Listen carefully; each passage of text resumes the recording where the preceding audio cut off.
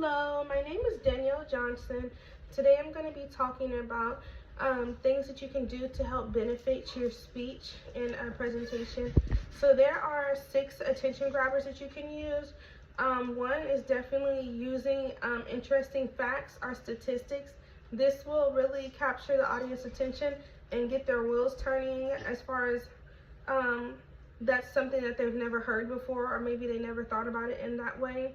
Use stories that will really grasp the audience, and also make sure your story is relevant to your topic and to something that has happened in your life. Ask rhetorical questions. Use quotes and quotations that are very powerful and will make your audience think and understand the concept of the topic that you're speaking on better. You can also use silence.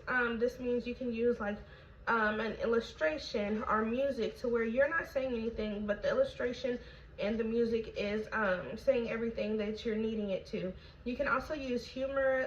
A lot of audiences love when you incorporate humor with maybe a more serious topic.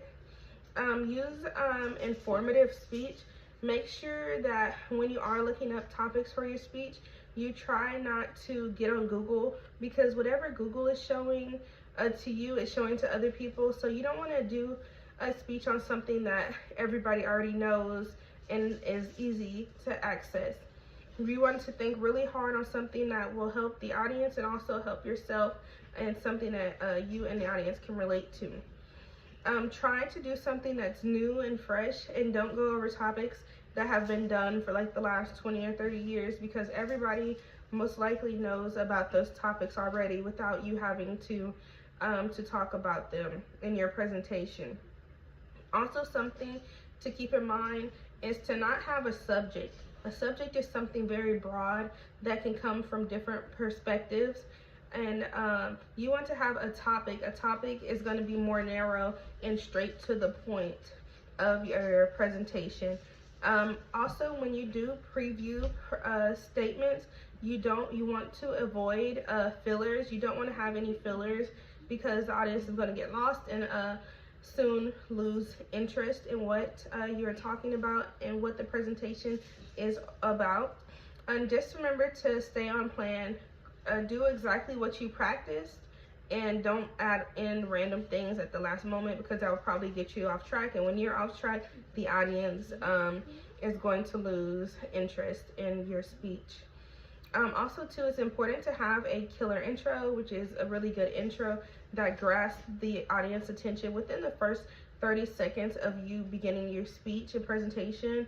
You want to have a hook, a really good story, and like I said, to use rhetorical questions like, has anybody ever experienced so-and-so? And make sure your rhetorical question is something that probably people have experienced or went through. It's also important to transition into the topic after you do your intro of yourself and who you are, and make sure whatever your topic is relates to the audience that you have in front of you. What I am going to do my final speech on is going to be the history of anxiety. I chose to use the history of anxiety because I know there are different points in history where people feel like the first recorded anxiety disorder was discovered or happened. And anxiety is important to history and the different methods they would use to try to treat people, but also it is important now in 2025 as well. And the thing is, anxiety started a long time ago, not with just one person.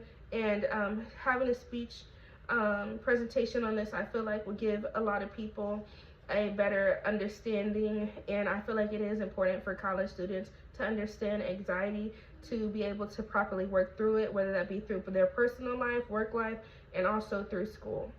Thank you so much.